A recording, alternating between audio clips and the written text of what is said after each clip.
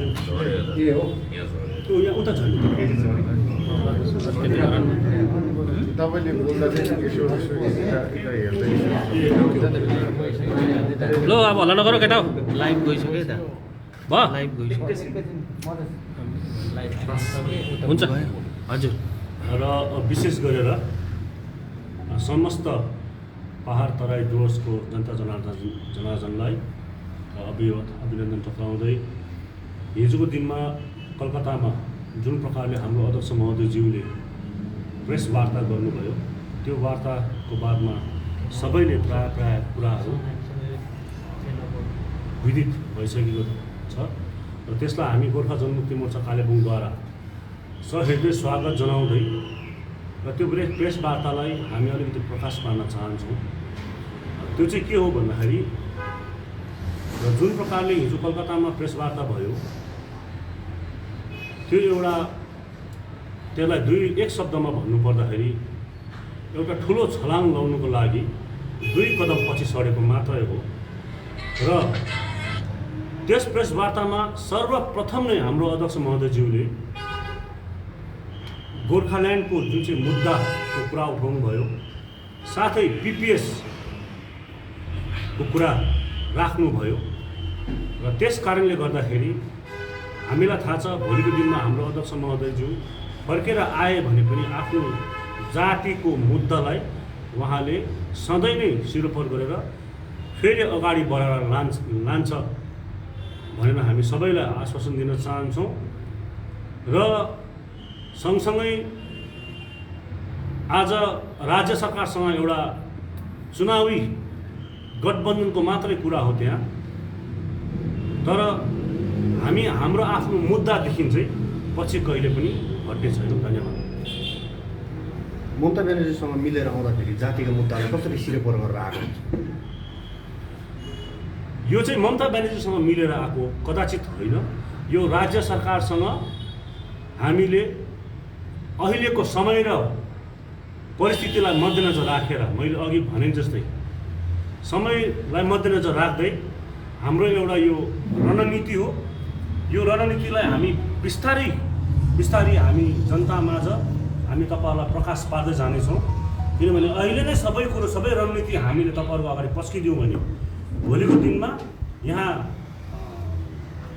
त्यसै पनि हामीले जति पनि सकारात्मक कुरा गर्दाखेरि पनि यहाँ नकारात्मक सोच राख्ने साथीभाइहरू धेरै छन्। त्यसले गर्दाखेरि आज मात्रै अब यो 24 घन्टा पनि भएको छैन, हिजोको 2 मिनट पनि भएन, लगभग 1 मिनट केही क्षण मात्रको प्रेस वार्तामा अध्यक्ष महोदयज्यूले स्पष्ट रूपमा आफ्नो मुद्दाको कुरा गर्नुभयो।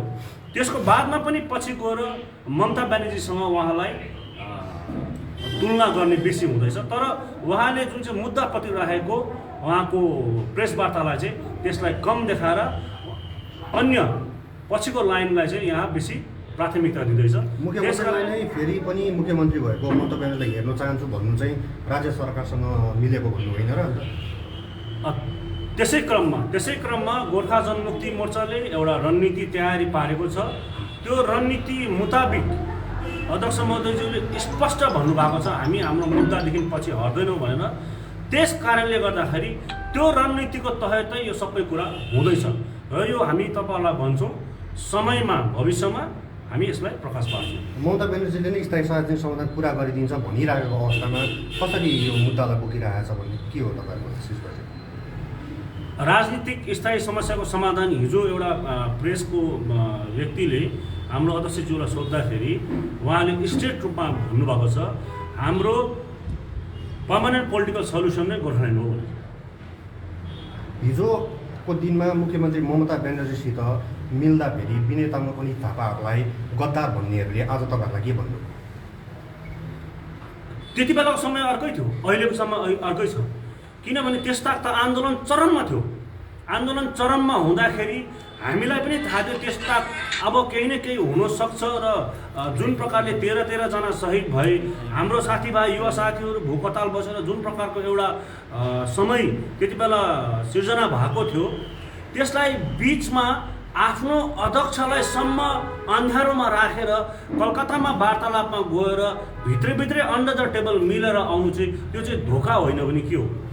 त्यो चाहिँ राज्य सरकारसँग मिलेर दलालगिरी गरेको होइन विनय भने के तामाङ हो? अनि थापाले त गोजुङ अध्यक्ष विनय तामाङसँग मात्रै धोका गर्यो अनि अहिले भने आउँछ विमल गुरुङले सारा गोर्खाहरूलाई नै धोका दिएर फेरि अहिले बङ्गालसँग मिल्नु गयो भन्ने आइरहेछन्। कसले भन्दैछ? जनमानसमा यो कुरा आइरहेछ। अब यदि अब यो साधारण हामी एउटा के छ भने यो चाहिँ आजको दिनमा जनतालाई पनि थाहा छ। जनता यति साह्रो सचेत छन् यो कुरा चाहिँ पछि गएर 2021 को चुनावमा प्रमाणित हुन्छ। आज साँच्चै नै जनताले हामीलाई दोषाउँदैछ कि दोषाएको छैन भन्ने कुरा चाहिँ यो चाहिँ तपाईँहरूले 2021 को चुनावमा प्रमाण पाउनुहुन्छ। तर यहाँ जति पनि हाम्रो ती व्यक्तिहरू जो चाहिँ पहिलाबाटै उनीहरू हिलोमा डुबिसकेको छ, आज ती व्यक्तिहरूले हामीलाई प्रश्न गर्न चाहिँ सुहाउँदैन। त्यो अलिकति आफ्नो हदबाट बाहिर गएको हुन्छ। किनभने विगतमा पनि हामीलाई थाहा छ 2019 को चुनावमा पनि जसले चाहिँ एकदम घोरसँगले गोर्खाल्यान्डको विरुद्धको कुरा गर्यो, तर जब आफ्नो चुनावमा हारिसकेको बादमा एकजना नेताले राजनीतिबाट म रिजाइन दिन्छु भनिसकेको बादमा पनि फेरि ऊ आफ्नो वचनबाट चुक्यो। त्यो त छोडेर उनीहरूको आफ्नो मुद्दामै थिएन गोर्खाल्यान्डको विषयमा, तर हामीलाई खालि उनीहरूले चम्काउने इन्स्टिगेट गर्ने काम गर्यो। हामीलाई त एकदम गोर्खाल्यान्ड भनेर जनतामा कन्फ्युजन ल्याउने काम गर्यो। हामीलाई जहिले पनि दबाउ सृष्टि गर्ने काम गर्यो। किनभने त्यति बेला हामी त्यो परिस्थितिमै थिएनौँ। भन्नु पऱ्यो भने हामी त दिउँसै निक्लेर प्रेस वार्ता गर्नु पनि हामीले मनमाथि आफ्नो मुटुमाथि कति ढुङ्गा राखेर हामी बोल्नु पर्थ्यो। त्यो हामीलाई मात्रै थाहा छ। त्यसमा हामीलाई मात्रै थाहा छ हामी बाटोमा हिँड्दाखेरि हाम्रो गाडीमा कति ढुङ्गा हिकायो। हामीलाई मात्रै थाहा छ हाम्रो नाम तोकेर कति गाली गर्यो। मन्दिर खोला प्रमाणित छ। भालुकोपमा जुन प्रकारले ममाथि एउटा हमला गर्यो र हामी कति मुकुसमा बाँचेर पनि हामीले यो मुद्दालाई सधैँ नै सिरोपर गरेर तपाईँहरूलाई त्यत्रो अन्याय हुँदै पनि मुद्दालाई नै सम्झौता गरेर आउनुपर्ने बाध्यता किन हो? हामी मुद्दासँग सम्झौता गरेको छैन। हिजो स्पष्ट रूपमा हाम्रो अध्यक्षले कुरा गर्नुभएको छ। हामी मुद्दासँग एक इन्ची पनि हामी पछि छोडेको छौँ। बिजेपीले एकातिर पर्मानेन्ट पोलिटिकल सल्युसन र 11 जात गोष्ठीको मुद्दालाई बारम्बार हामी समाधान गर्छौँ भनेर प्रतिश्रुति दिइरहेको समय हिजो अस्ति भर्खर जेपी नड्डा आएर पनि भनिरहेको बेलामा विमल गुरुङ यति बेला पोलिटिकल एलायन्स जुन चाहिँ तृणमूलसँग गर्नु चाहिँ विमल गुरुङसँग लागि धेरै मुद्दाहरूलाई लिएर पनि हो भन्ने एउटा अड्कल अनि अनुमान राजनीतिक सरोकारहरूको एउटा भनाइ छ नि। यसलाई के भन्नुहुन्छ? यो कुरामा चाहिँ उसको मुद्दाको लागि मात्रै हो भन्ने एउटा आरोप पनि उठिरहेको छ। यो कुरामा चाहिँ भारतीय जनता पार्टीसँग गोर्खा जनमुक्ति मोर्चाको शीर्षस्थ नेतृत्वहरूले कतिको तालमेल राखेर कहाँसम्म कतिको वार्ता गरेर के गर्यो भन्ने कुरा चाहिँ त्यो चाहिँ अन्य व्यक्ति विशेषलाई भन्दाखेरि हामीलाई बेसी थाहा छ। त्यसले गर्दाखेरि हामीले उहाँहरूको दरबारमा कतिपल्ट ढकायौँ। हामीले उहाँहरूलाई कतिपल्ट हामीले साम दाम के गर्नुपर्छ हामीले त्यो भारतीय जनता पार्टीसँग अहिलेसम्म एउटा हाम्रो जुन चाहिँ एउटा सम्बन्धको एउटा जुन चाहिँ हाम्रो राजनैतिक धर्म थियो हामीले त्यो ननिभाउनु कुनै पनि कहीँ पनि जग्गा छोडेनौँ।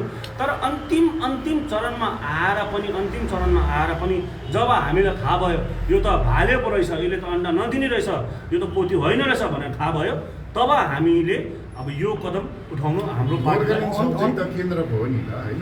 त स्टेट फर्किएछ पछि अन्त भोलि फेरि गोर्खाल्यान्ड निर्माणको लागि केन्द्रसँग त फेरि एउटा सम्बन्ध त गाँच्नुपर्छ। एनडिए सरकार अहिले नै केन्द्रमा जान्छ भने त त्यस्तो त छैन। होइन, यसमा चाहिँ के रहेछ भन्दाखेरि हामीले पनि देख्यौँ विगतको दिनमा केन्द्र सरकारले ट्राइपार्टाइट टक बोलाएको थियो। ट्राइपार्टाइट टक बोलाउँदाखेरि पनि जुन चाहिँ एउटा फेडरल स्ट्रक्चरमा जुन प्रकारको एउटा राज्य सरकारको पनि त्यति नै महत्त्वपूर्ण कुरा त्यहाँ हामीले त्यो भान भइसकेपछि हामीले पनि यही कतिवटा रणनीति लिएरै अपनाउँदैछौँ। र हो हामीले एनडिएसँग हाम्रो सम्बन्ध टुट्यो। एनडिए चाहिँ एउटा पोलिटिकल पार्टीको अलायन्स हो। तर भोलिको दिनमा जब हाम्रो मुद्दाको विषयमा हामी जब तर्कमा जान्छौँ त्यति बेला हामी हाम्रो केन्द्र सरकारसँग हामी त्यति बेला तर्क गर्छौँ नि, केन्द्र सरकारमा जान्छौँ। तर त्यसमा एउटा फेडरल भारतको संविधानको फेडरलिस्टको हैसियतको खण्डमा चाहिँ राज्य सरकारको पनि त्यो त्यत्तिकै महत्त्वपूर्ण। तपाईँहरूलाई यति बेलासम्म किन सङ्घीय ढाँचामा जानुपर्छ भन्ने कुरा याद थिएन आजसम्म? हामीले त्यो सबै कुरो थाहा हुँदै पनि हामीले सबभन्दा ठुलो कुरा चाहिँ हामीले भारतीय जनता पार्टीमाथि ठुलो विश्वास राख्यौँ। अन्तिम चरणसम्म पनि भाजपाले गरेन भन्नुहुँदैछ, तपाईँहरूलाई कसरी लाग्छ अन्तिम चरण? किनभने बिजेपीले तपाईँहरूलाई 2021 भित्रमा जनजाति दिन्छु भनेर त भनेको थिएन, 2021 किन? उहाँहरूले हामीलाई चुनाव जित्ने बित्तिकै हाम्रो जुन प्रकारले सङ्कल्प पत्रमा उहाँहरूले हाम्रो 2टा बुँदा हालिसकेको थियौँ र अमित शाह स्वयं कालिम्पोङको होम्स ग्राउन्डमा आएर म ती 5000 विस्थापित दाजु साथीभाइहरूलाई पनि फर्काएर ल्याउँछु भन्ने जुन चाहिँ वाचा गरेर गयो। सङ्कल्प पत्रमा लेखेको 2टा बुँदाको त कुरा टाढै छोड्नु। हाम्रो आज विस्थापित दाजुभाइहरू एकजना फर्काएर ल्याउने काम पनि गरेनौँ। अनि यसपालिको हाम्रो अध्यक्ष महोदयज्यूको रणनीतिमा चाहिँ हाम्रो मुद्दा त त्यहाँ छँदैछ, हाम्रो मुद्दालाई पटक्कै छोडेको छैनौँ। तर सँगसँगै सबभन्दा महत्त्वपूर्ण कुरा के छ भने हाम्रो ती 5000 जति पनि विस्थापित साथीभाइहरू छ जसले यो 3 वर्षमा आफ्नो आमा आफ्नो बाबा बितेर जाँदाखेरि पनि मुखाग्निसम्म दिनु सकेन, कोरासम्म बस्नु सकेन, त्यस्तो विस्थापित दाजुभाइहरू आज के घर फर्किनु उहाँहरूको अधिकार छैन? आज ती विस्थापित दाजुहरू घर फर्किँदाखेरि धेरैजनालाई के समस्या हुँदैछ? आज हामी त्यो भन्न चाहन्छौँ। आज कमसेकम ती विस्थापित दाजुभाइहरू त हाम्रै गोर्खाको छोरा हो। आज हामी ती विस्थापित दाजुभाइहरू पनि घर फर्किने एउटा काङ्ग्रेससित सम्झौता गरेर फर्किँदा विस्थापितलाई फाइदा होला, गोजमु अध्यक्ष विमल गुरुङलाई फाइदा होला, तपाईँहरूको कार्यकर्तालाई फाइदा होला, जनतालाई के फाइदा हुन्छ? यो चाहिँ समयले बताउनेछ। किनभने राजनीतिमा एकै दिन र एकै महिनामा सबै कुरो छिनाफाना हुँदैन, समय सापेक्ष छ। हेर्दै जानुहोस् हामी कुन रणनीतिमा काम गर्छौँ। यो समस्त जनतालाई सिरोपर गरेर जुन चाहिँ जनताको भावना छ, जुन चाहिँ जनताको मनमा जुन चाहिँ एउटा आफ्नो अस्मिताको कुरा छ, त्यो सबै चिजलाई सम्मान गरेर हामी काम गर्दैछौँ।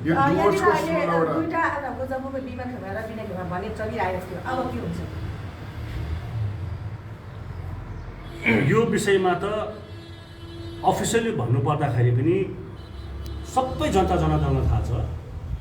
यो गोर्खा जनमुक्ति मोर्चा पार्टी कसले जन्माएको? गोर्खा जनमुक्ति मोर्चा पार्टी जन्माउने नै अध्यक्ष महोदय श्रीमान विमल गुरुङ हो।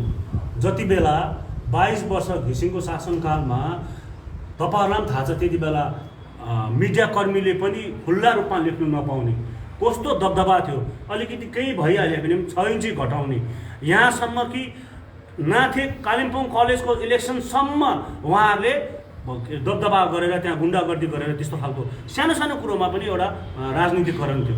त्यस्तो चिजबाट उहाँले उन्मुक्ति दिलाउने नै अध्यक्ष विमल गुरुङ हो। बङ्गाल सरकारलाई जुन चाहिँ सहयोगमा उहाँहरू आउनुभयो, अहिले जो कन्फरेन्स भयो, त के अब बिजेपी सरकारबाट उहाँले कुनै कुरा नभएको उहाँको कुरा राख्नुभएको छ, आशा भएन भन्ने कुरा। अब बङ्गाल सरकारसँग यही मुद्दामा जुन गोर्खाल्यान्डको मुद्दा थियो, जो जनताले सघाएको र विश्वास गरेको थियो, अब के ममता ब्यानर्जी अर्थात् पश्चिम बङ्गाल सरकारले त्यो विशेष कुरालाई के गर्ने त्यसलाई छाटकाट के छ?